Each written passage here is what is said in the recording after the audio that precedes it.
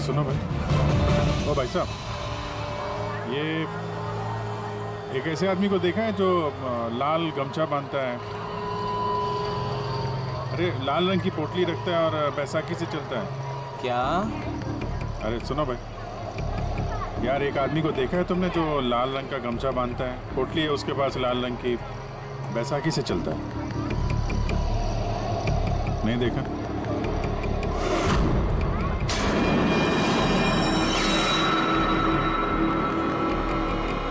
अरे सुनना जरा, अरे सुनो भाई, बात करनी है यार। अरे ए, क्या कर रहा है भाई? अरे रुको यार।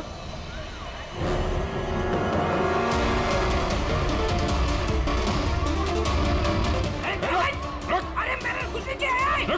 अरे मैं भिखारी हूँ, मेरे पास पैसे भी से कुछ भी नहीं है। अरे कौन हो? छोड़ दो मुझे। अपाहिज होने का नाटक कर रहा है। तुझे मालूम है बिना पैर के आदमी कैसे जीता है? अरे कौन हो तुम? क्या चाहते हो? मेरे पास पैसे भी से नहीं, मैं रास्ते का भिखारी भी बन के जीता। तो जानबूझ के उस लाल वाली गाड़ी के नीचे गिरा था ना?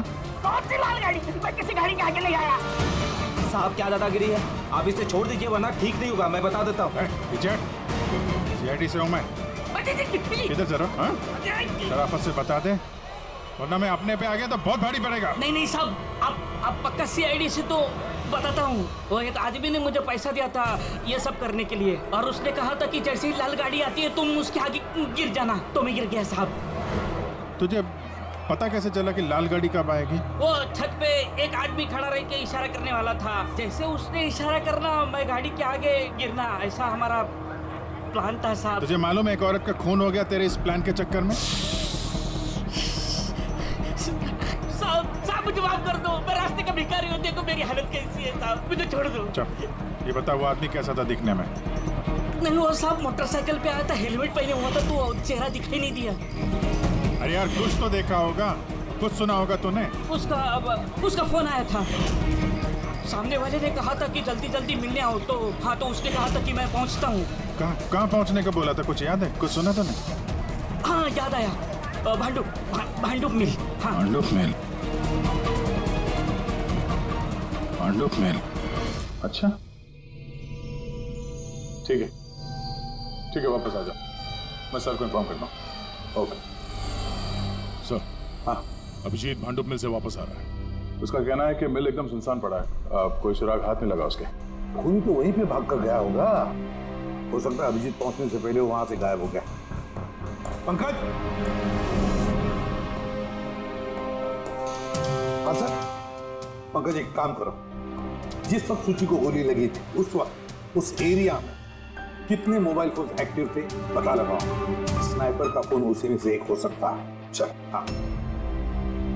पंकज ये भी देखना कि उनमें से कितने लोग भांडुप मिल गए थे।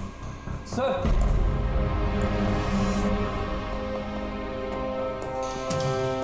सर अब ये शैली है, NGO अकाउंटेंट। सूची एक NGO में काम करती थी, उसने वहां पर शैली नाम की एक अकाउंटेंट का भांडा फोड़ किया था। और ये पृथ्वी है जिनके खिलाफ सूची ने रिपोर्ट लिखवाई थी। सूची ने पुलिस में कंप्लेन भी की थी उसके खिलाफ, कुछ दिन के लिए जेल भी गया था। आपने सोच भी कैसे लिया कि सूची के खून में मेरा हाथ हो सकता है? हाँ सर, मैंने भी ऐसा कुछ नहीं किया, मैंने किसी का मर्डर नहीं किया सर। शैली तुम्हारी नौकरी चली गई थी सूची के वजह से, और उसके बाद से तुम्हें अभी तक कोई नौकरी मिली नहीं। उधार के पैसे ले लेके घर का खर्चा चला रही हो तुम, हाँ? और पृथ्वी, एक हफ्ते तक तुम्हें जेल में रहना पड़ा, अपने मोहल्ले में काफी बदनामी हुई तुम्हारी, क्यों? तो क्या हुआ? अगर मुझे बदनामी का इतना डर होता तो मैं अपना घर बदल लेता, मर्डर थोड़ी ना करूंगा मैं किसी का। एंड सर ऐसा नहीं है कि मुझे कोई जॉब नहीं मिल रही है, इट्स जस्ट लाइक कि मुझे मेरे लायक कोई जॉब नहीं मिल रही है, इस वजह से मैं कहीं ज्वाइन नहीं कर रही हूँ। आपको आशुतोष और उसकी नई पत्नी मिहिका से पूछताछ करनी चाहिए। वो आपस में खुश नहीं है लेकिन दिखावा करते। आशुतोष तो सूची के पास वापस जाना चाहता था, शायद मिहिका ने इसीलिए। एंड सर सूची की ना उसके भाई दिनेश से भी नहीं बनती थी, हमेशा ना फोन पे उससे झगड़ती ही रहती थी। अच्छा, और किस बात को लेके होता था ये झगड़ा इन दोनों भाई बहन के बीच? एक्चुअली सर, दिनेश ने आशुतोष को धमकी दी थी कि सूची से दूर रहे। शायद सूची को यही अच्छा नहीं लगा होगा। इन एक बार सूची ने मुझे ये भी बताया था कि मिहिका जलती है उसकी और आशुतोष की दोस्ती से। 100% इन्हीं में से किसी एक ने उसका मर्डर किया। हाँ सर। अच्छा, ठीक है, जा सकते हो तुम दोनों, लेकिन एक बात अच्छी तरह से याद रखना, जब तक इन्वेस्टिगेशन पूरा नहीं होता ये शहर छोड़कर तुम कहीं नहीं जाओगे। इस केस में किसी की बातों का भरोसा नहीं हो रहा सर। ऐसा लगता है कि सब के सब झूठ ही बोल रहे हैं। हाँ, पर दया जो भी है उसने बड़ी लंबी प्लानिंग की है। पहले भिखारी को पैसे दिए, फिर वॉचमैन को हायर किया, फिर स्नाइपर को हायर किया, तो सही वक्त मिलते ही सूची को उड़ा दिया। सर। हाँ सर, जिस वक्त सूची को गोली चली थी सर, उस वक्त ब्रिज के आसपास 2000 लोगों के मोबाइल एक्टिव थे। तो उसमें से कौन सा मोबाइल फोन भांडुप मिल की तरफ गया देखा? एक फोन गया था सर उस तरफ, लेकिन वो प्राइवेट नंबर है तो वो ट्रैक नहीं हो पाया। और क्या बता सकते हो इस नंबर के बारे में? यही सर कि वो मिल तक गया लेकिन रुका नहीं, वो सीधे चला गया कामरी ब्रिज की तरफ और फिर वहां से सिग्नल चला गया सर। कामरी ब्रिज? विवेक की लाश भी तो हमें उसी ब्रिज के लिए मिली थी। ये कोई कॉन्सिडेंस तो नहीं हो सकता? राजस्थान में फोन कर दे विवेक के गांव, पुलिस वालों को क्या इंफॉर्मेशन मिले उसके बारे में देखते हैं। ये विवेक भी तो खूनी हो सकता है।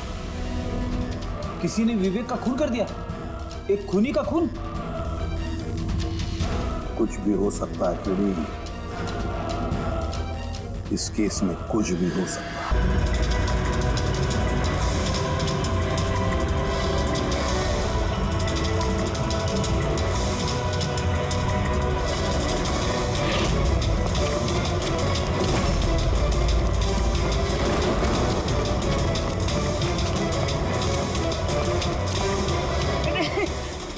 अबे बार बार भागता क्यों है? अरे हाँ, बार बार मेरे पीछे पड़ते हो। क्यों पड़ते हो मेरे पीछे? बात करनी है तेरे से। मुझे नहीं बात करनी है। तो बहुत हुआ साहब, आप हम लोगों को इस तरह परेशान नहीं कर सकते। कोई परेशान नहीं कर रहा, हम अपना काम कर रहे हैं। जाओ। हमको कुछ नहीं सुनना है, जाइए यहाँ से। अरे एक आदमी का खून हो गया, समझ में नहीं आता। हाँ तो क्या हम लोगों ने खून किया है? हाँ, हम लोग गरीब लोग हैं, भीख मांग के खाते हैं, तो इसका मतलब हम पे इल्जाम डाल देंगे आप लोग? हाँ देखो ना।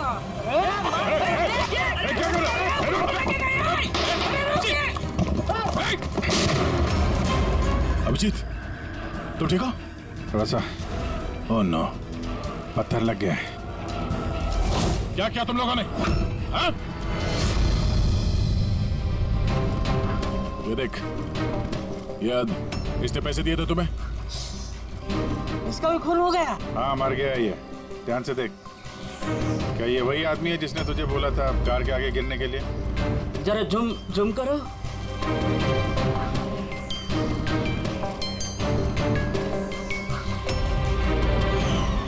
ऐसी घड़ी उसने भी पहनी थी। शायद जिसने पैसे दिए होंगे इस आदमी को, उसी ने सबूत मिटाने के लिए इसे भी मार दिया।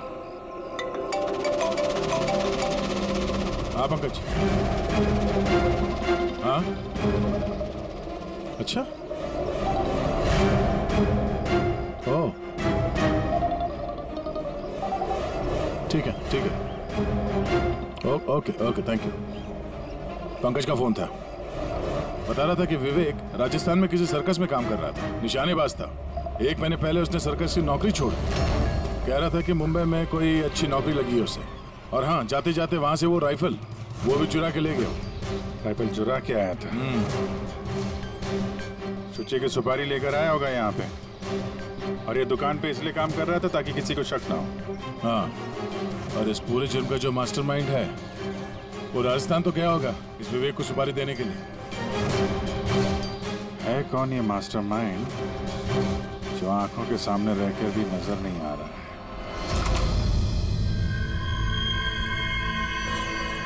अरे मिस्टर आशु। सर आप लोग यहाँ? मिस्टर आशु, उस आदमी का पता चल गया है जिसने शुचि पे गोली चलाई थी। That's a great news. आपने पकड़ लिया उसे? विवेक नाम है उसका। आप लोग किसी विवेक को जानते हो? नहीं तो। कमाल है, आप किसी विवेक को नहीं जानते हो मगर 15 बार कॉल किया आपने अपने मोबाइल से। क्या सर, मैं जब किसी विवेक को जानता ही नहीं हूँ तो मैं उसे फोन क्यों करूँगा? सिर्फ इतना ही नहीं, उससे मिलने तुम राजस्थान भी गए थे। सर्कस में उसकी गोली चलाने की कला तुम्हें इतनी पसंद आ गई थी कि सूची को मारने का कॉन्ट्रैक्ट भी दे दिया उसे। क्यों? एक मिनट सर, एक मिनट। ये बात सच है कि मैं बिजनेस ट्रिप के लिए राजस्थान गया था, लेकिन मैं कोई सर्कस में नहीं गया था। और मैं जब कोई विवेक को जानता ही नहीं हूँ तो मैं उसे फोन क्यों करूँगा? तो क्या ये तुम्हारे फोन रिकॉर्ड झूठ बोल रहे हैं? सर, ये हो सकता है कि मेरे फोन से किसी और ने फोन किया हो मेरी गैर मौजूदगी में। अच्छा, तो आप अपना फोन ऐसे ही लापरवाही से इधर उधर छोड़ देते हैं क्या? नहीं सर। हाँ सर। अच्छा ठीक है sir, okay sir, okay. Doctor Salunkhe का फोन था, हमें फॉरेंसिक लैब में बुलाया आशुतोष को लेके। बस सूची यहाँ बैठी हुई थी इस सीट में, और ये इस सीट का हिस्सा है जो पीछे की तरफ, और ये है वो लीवर जिससे सीट आगे पीछे होती है, और इस लीवर को जाम कर दिया गया है। देखो, लीवर को जाम कर दिया गया है। हाँ यार, बस यही सुना कैसे? इसके लिए आपने हमको वहां से बुलाया? पंकज, क्या तेरी पूरी बात सुनो ना। सुराग ये नहीं है कि ये लीवर अटका हुआ है, सुराग ये है कि इसे जानबूझकर पीछे अटकाया गया। और सर, सीट जानबूझ के कोई खराब क्यों करेगा? यही तो हम लोग भी सोच रहे थे। आशुतोष, ये तुम्हारी इस गाड़ी की सीट कब से ऐसी है, कब से पीछे अटकी पड़ी है? सर, परसों रात तक तो ठीक थी, लेकिन कल सुबह जब निकला तो रिक्लाइन काम नहीं कर रहा था। मेरे पास ठीक कराने का वक्त नहीं था, इसलिए ऐसे ही निकल पड़ा। सालुंकी साहब, सीट खराब होने का इस केस से क्या लेना देना? लेना देना है पहले, और लेना देना यह है कि खूनी चाहता था कि सीट पीछे अटकी रहे ताकि सूची की पोजीशन ऐसे रहे पीछे की तरफ। सर, अगर वो आगे बैठती या पीछे बैठती तो उससे खूनी को क्या फर्क पड़ता? खूनी तो गोली चलाने वाला था ना। यार पंकज, तुम एक काम करो, यहाँ ड्राइविंग सीट पे बैठ। सारिका, तुम सूची की जगह। हाँ। अब मान लो कि मैं सूची हूँ, तो जब मैं इस सीट पे बैठी थी तब मेरा सर ऐसे था। बस सूची का सर यहाँ होने का फायदा खूनी को तब मिलता जब उसका एम सूची नहीं, ड्राइविंग सीट पर बैठा हुआ आदमी होता, मतलब आशुतोष होता। लेकिन आशुतोष को किसी भी वजह से बहुत जबरदस्त ब्रेक लगाना पड़ा। ब्रेक की वजह से झटका लगा और झटके में सूची आगे आई, और बस गोली आशुतोष को लगने की बजाय सूची को लग गई। सर, इसका मतलब आशुतोष खूनी नहीं है, बल्कि कोई उसका खून करना चाहता है।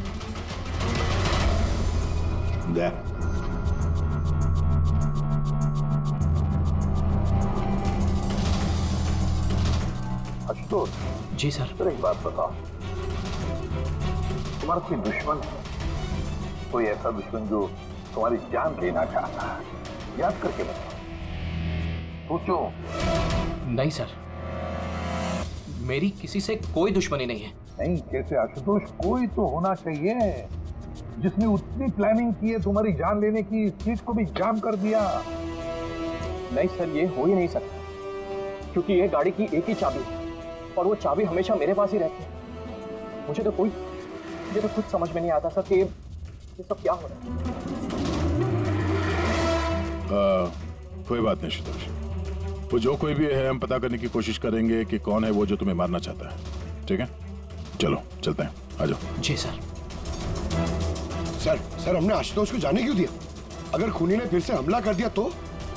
देखते रहना पंकज, अब हम आशुतोष की हर मूवमेंट को ट्रैक करेंगे, हर बात हमें सुनाई पड़ेगी। सर, वो किसे? मैंने ट्रांसमीटर बग जो लगाया है।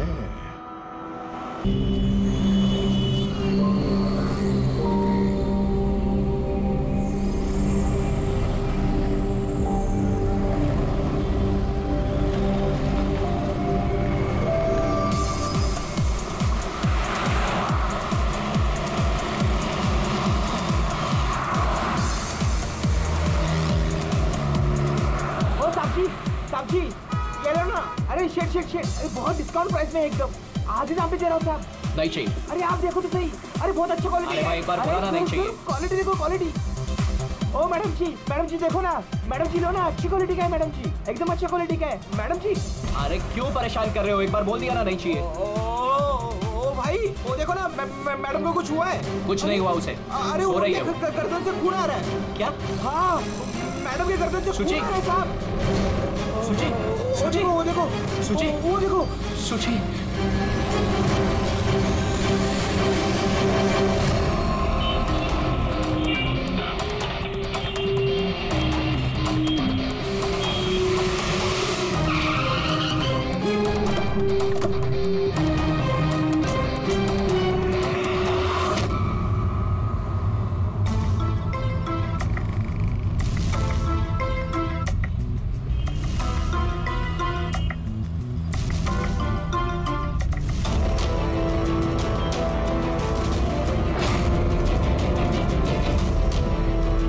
काफी खून बह चुका है, लगता है गोली काफी देर पहले चली थी।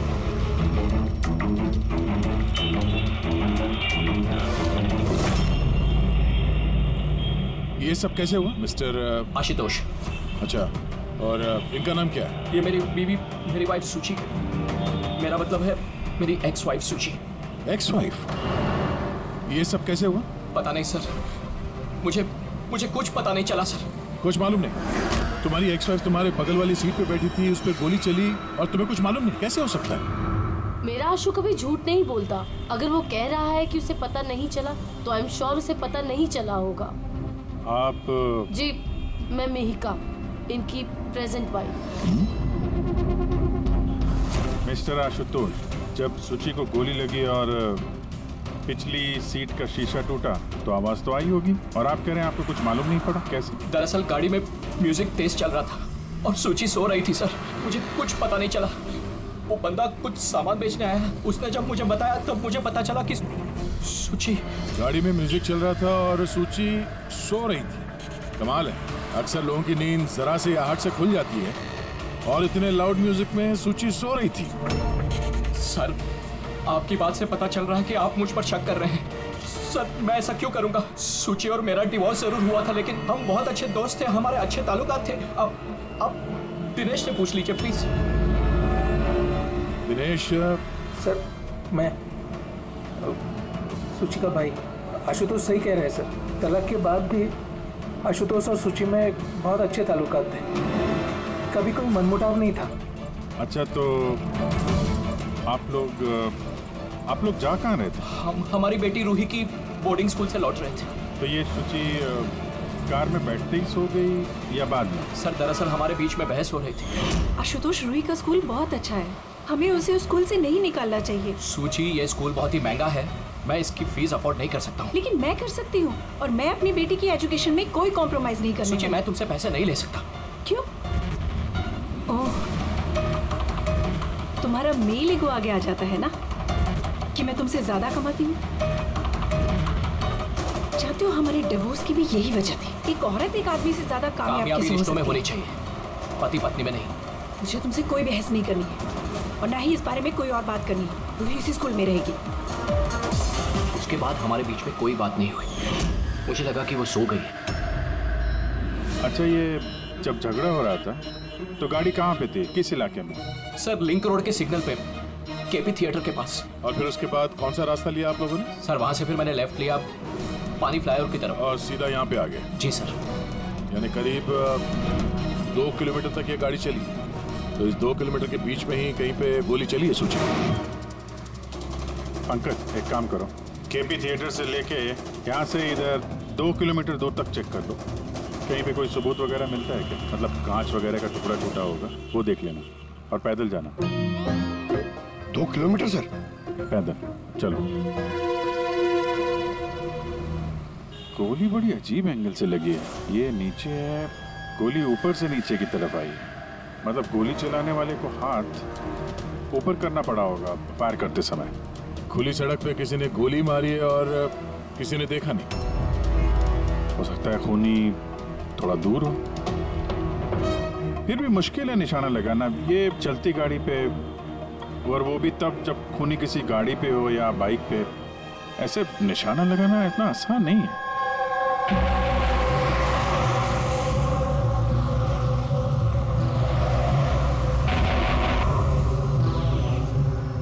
रास्ते में कहीं पे गाड़ी रोकी थी तुमने? सिग्नल पे रोकी थी सर, बस और कहीं नहीं। अगर सिग्नल पे किसी ने गोली चलाई हो या फिर कहीं और से भी गोली चलाई हो तो वो निशाना लगाने के लिए वक्त तो लगेगा। तो किसी ने गोली मारते हुए किसी को देखा कैसे नहीं? हेलो, हाँ सर, ठीक है सर, हम लोग पहुंच रहे हैं। क्या हुआ? एसीपी साहब का फोन था, एक और लाश मिली है कामरे ब्रिज के नीचे।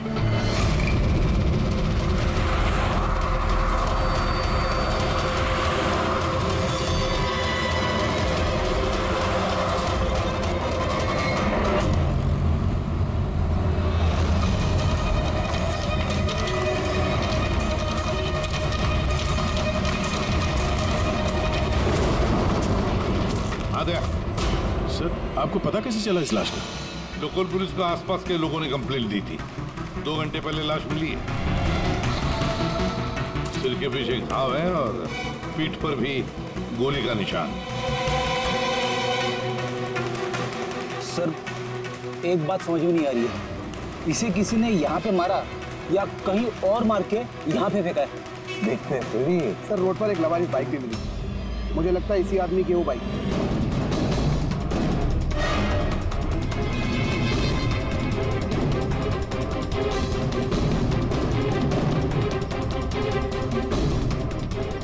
Skid mark.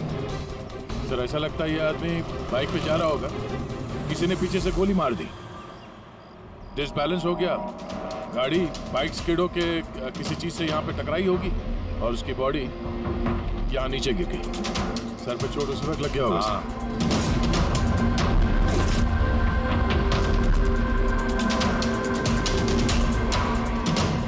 सर, समझ में नहीं आ रहा ये आदमी कौन है। इसका कोई आइडेंटिफिकेशन नहीं है। ये मिसिंग पर्सन ब्यूरो में पूछताछ करूं क्या? फ्रेडी, इतनी जल्दी कोई भी मिसिंग पर्सन ब्यूरो में रिपोर्ट दर्ज नहीं करेगा। काम करो, आरटीओ में जाकर इस बाइक का रजिस्ट्रेशन चेक करो। सारे के सारे डिटेल्स मिल जाएंगे, मालिक कौन है वगैरह। दूसरे केस का क्या हुआ, कुछ पता चला? नहीं सर, बड़ा अजीब केस है, समझ में नहीं आ रहा गोली किसने चलाई और कहां से। सर, वो पूरा इलाका देख लिया सर, लेकिन कोई सुराग नहीं मिला। ट्रैफिक पुलिस ने क्या बताया? सर, ट्रैफिक पुलिस वाले, वहाँ के दुकानदार और 2-3 जन और जो खड़े थे उन सबसे पूछा सर, किसी को खून के बारे में कुछ नहीं पता। सर, सूची पे गोली चली कहाँ से? देखते हैं। सर, मैंने कहा ना आपसे, मुझे नहीं पता कि सूची को गोली कब और कैसे लगी। आशुतोष, दिनेश, मेहिका, सूची के सबसे करीब थे ना तुम तीनों भी? नहीं? तो फिर अब बताओ, सूची की मौत से तुम तीनों में से किसका फायदा होने वाला था? क्या मतलब? सर, हम सूची को क्यों मारना चाहेंगे? उसे मेरी सगी बहन थी, सगी बहन। मैं अपनी बहन को क्यों मारूंगा सर? करोड़ों रुपयों के लिए। और क्या? करोड़ों रुपयों के लिए। मुझे क्या फायदा हो सकता था? मेरा और सूची का तो ऑलरेडी डिवोर्स हो चुका था। हो सकता है डिवोर्स ही वो वजह हो। डिवोर्स के बाद भी मैं और सूची बहुत अच्छे दोस्त थे, दोस्त की तरह बर्ताव करते थे। ये भी तो हो सकता है ना कि तुम्हारी अपनी पहली बीवी के साथ जो दोस्ती थी वो शायद तुम्हारी दूसरी बीवी को पसंद ना आई। सर, आप ये कैसी बातें कर रहे हैं? मुझे इनकी दोस्ती से क्या प्रॉब्लम होगी? मुझे इनकी दोस्ती से कोई प्रॉब्लम नहीं थी। मैं बिल्कुल भी इनसिक्योर टाइप की लड़की नहीं हूँ। अगर सूची की हत्या तुम तीनों में से किसी ने नहीं की तो फिर किसने मारा सूची को? किसने मारा? मैं बताता हूँ आपको। सूची एक एनजीओ में काम करती थी। उसने वहां पर शैली नाम की एक अकाउंटेंट का भांडाफोड़ किया था, क्योंकि शैली पैसे को लेकर हेराफेरी कर रही थी। तुम्हें लगता है कि शैली का हाथ हो सकता है सबके पीछे? या सर, कई बार शैली ने उसको धमकी भी दी थी। सर, मुझे तो लगता है कि ये काम पृथ्वी का हो सकता है। अब ये पृथ्वी कौन है? बड़ा ही बदतमीज किस्म का इंसान है, रोमियो टाइप। सूची ने पुलिस में कंप्लेन भी की थी उसके खिलाफ, कुछ दिन के लिए जेल भी गया था। ठीक है, तुम तीनों जा सकते हो। Thank you sir. Thank you sir.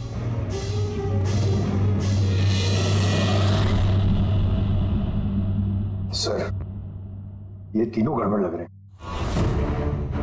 इन तीनों पर कड़ी नजर रखो। दया, तो शैली और पृथ्वी दोनों को ब्यूरो बुला लेते हैं। सर, आरटीओ से बाइक के मालिक का पता चल गया। सर, पृथ्वी और शैली का फोन अनरीचेबल आ रहा है, तो मैंने फ्रेडी से कहा है उनकी मोबाइल फोन को ट्रेस करने के लिए। ये तो हमारा डिलीवरी बॉय विवेक है। सर, हमारी बाइक ज्यादातर यही चलाता था। सर, इससे किसने मार दिया? वही पता करने की कोशिश कर रहे हैं। अच्छा, इस विवेक की किसी के साथ कोई दुश्मनी थी क्या? नहीं सर, ये तो बहुत ही सीधा साधा शरीफ लड़का था। कब से काम कर रहा था यहाँ पे? पिछले 1 महीने से। राजस्थान से आया था। सर, बहुत मेहनती था। सर, ये तो यहाँ शहर में किसी को जानता भी नहीं था। ये कहाँ जा रहा था डिलीवरी करने? कहीं नहीं सर। सर, छुट्टी थी आज उसकी, इसलिए मेरी बाइक लेकर घूमने के लिए गया था। अच्छा, उसका घर का एड्रेस दे सकते हैं जरा? सर, उसका घर का एड्रेस नहीं है, वो यहीं शॉप में सोता था। उसका सामान वगैरह कुछ? सर, ये उसका एक बक्सा है। ये?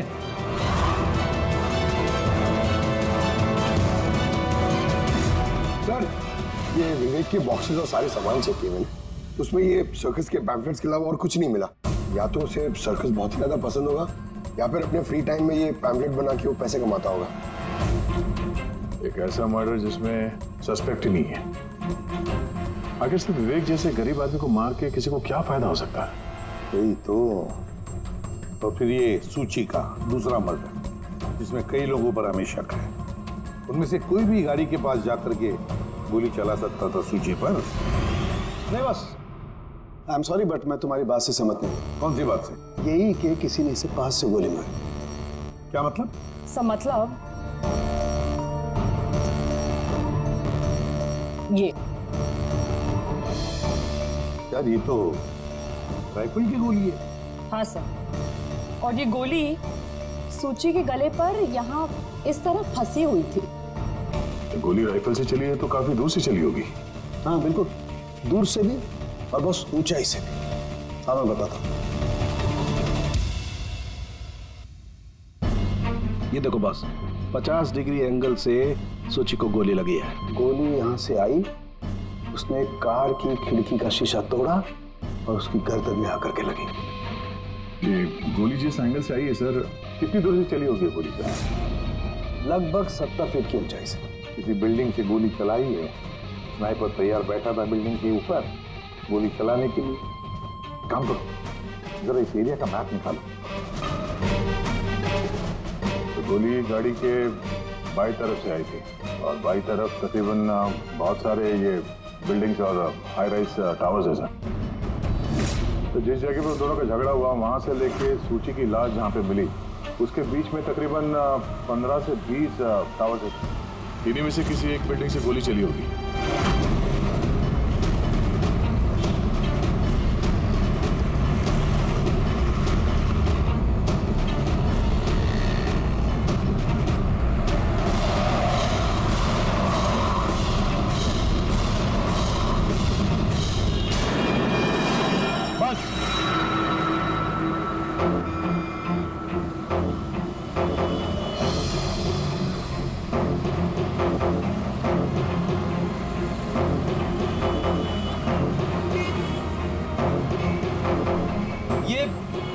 अभिजीत सर के हाथ में क्या?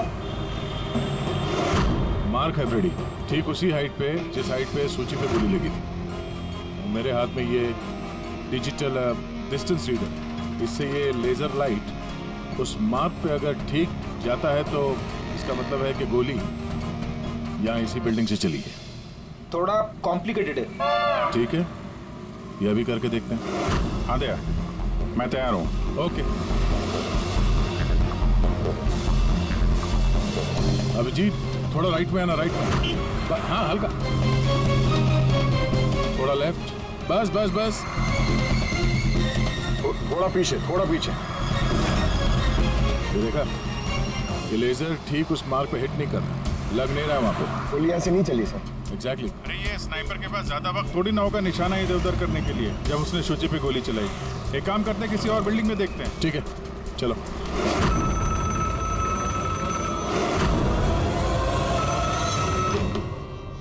हेलो। हाँ हेलो, क्या ये फैंटेसी सर्कस जयपुर राजस्थान का ऑफिस है? जी हाँ, बोलिए। देखिए, मैं मुंबई सीआईडी से एसीपी प्रद्युमन बोल रहा हूँ। क्या आपके यहाँ कोई विवेक काम करता था? हाँ हाँ, जानता हूँ विवेक को, वो इसी सर्कस में काम करता था। क्या हो गया? क्या काम करता था वो, कुछ बता सकते हैं? देखिए साहब, अगर सारा दिन आपसे फोन पे लगा रहोगे ना तो मेरा शो कैंसिल हो जाएगा। मैं आपकी बात अपने मालिक को बोलता हूँ, वो आपको कॉल करेंगे, समझे? हेलो।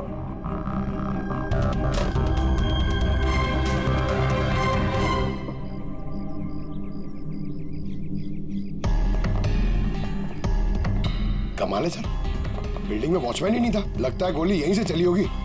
देखते हैं। हाँ अभिजीत, रेडी है?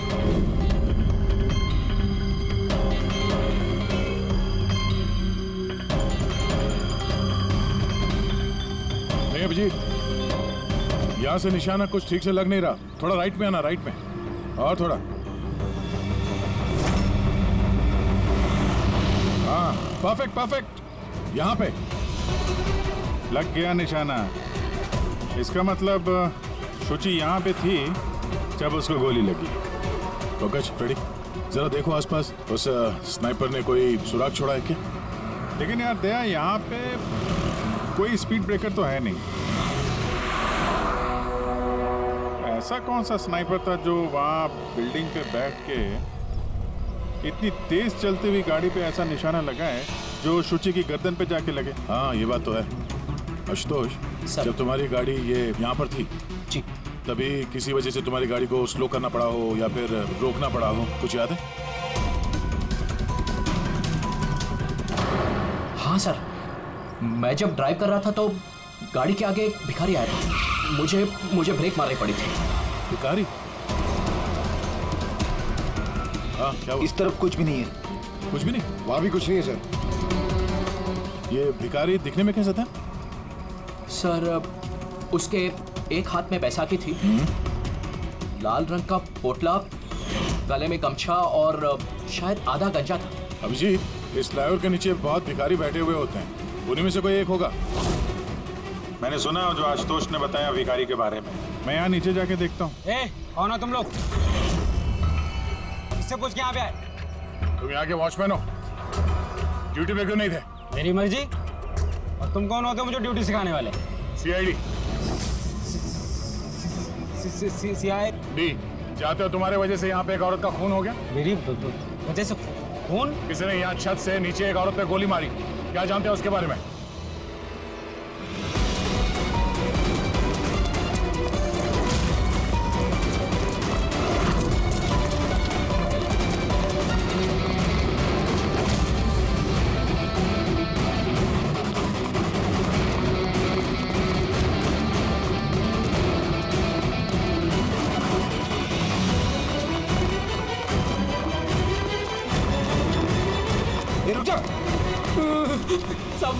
मैंने कुछ नहीं किया सब मैंने कुछ नहीं किया सब मुझे छोड़ दो।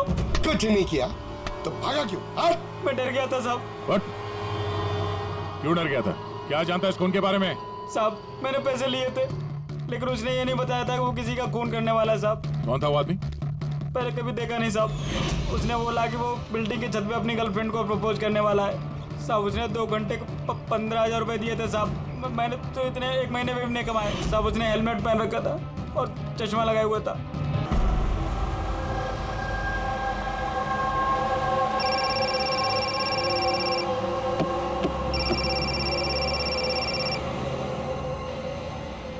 हेलो,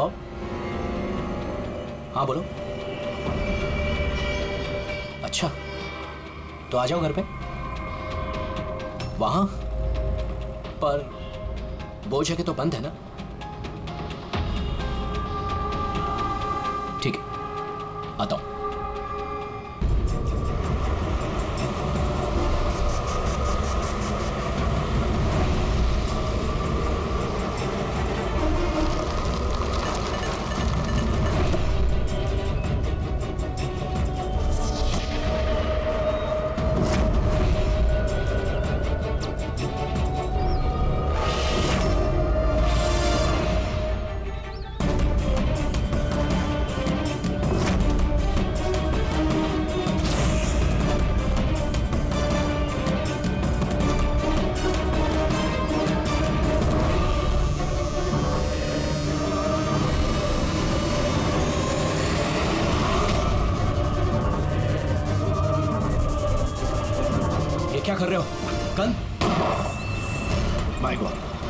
गोलियों की आवाज है।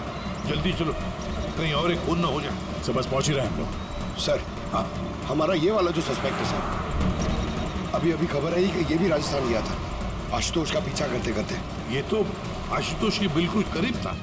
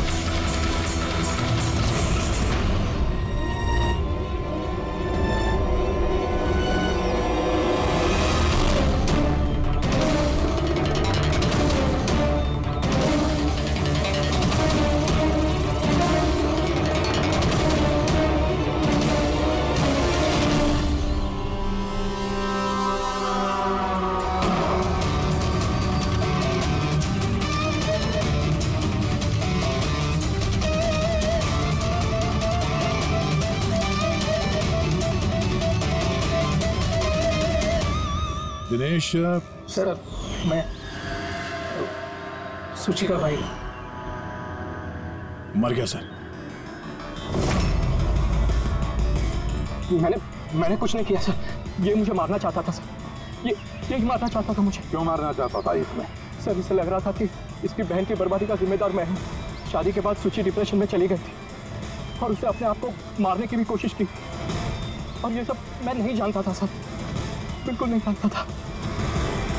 जाने अनजाने में इन दोनों की मौत का जिम्मेदार मैं बना हूँ। तो जाने अनजाने। पंकज, इसे जरा छांव में बिठा दो। मेरी फोरेंसिक लैब भेज दो।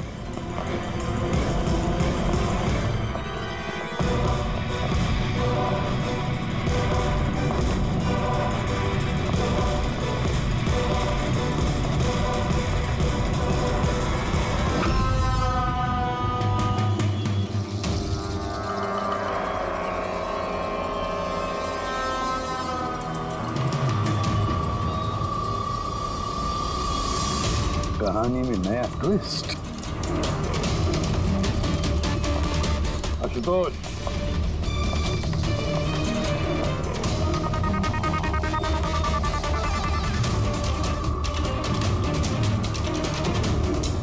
जानते हो क्या है ये? नहीं सर, मुझे नहीं पता। नहीं पता? अभी जान जाओगे। पंकज, तलाशी लो उनकी। मगर क्यों? हाथ ऊपर करिए, पता चल जाएगा आपको। सर मैंने कुछ नहीं किया, मैं बेकसूर हूँ। आप मेरी तलाशी क्यों ले रहे हैं? मेरा यकीन मानिए सर, मेरे पास कुछ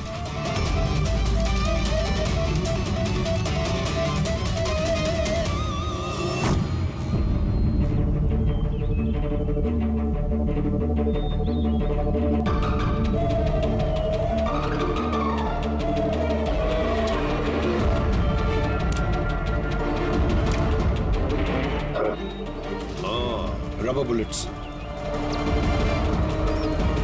मुझे नहीं पता सर, इससे क्या साबित होता है? क्या साबित होता है? हा? तुमने इस गन से दिनेश का खून किया, असली बुलेट से। हा? तो फिर ये गन कैसे आई तुम्हारे पास? और वो नकली रबर बुलेट कैसे फायर हुआ और कब?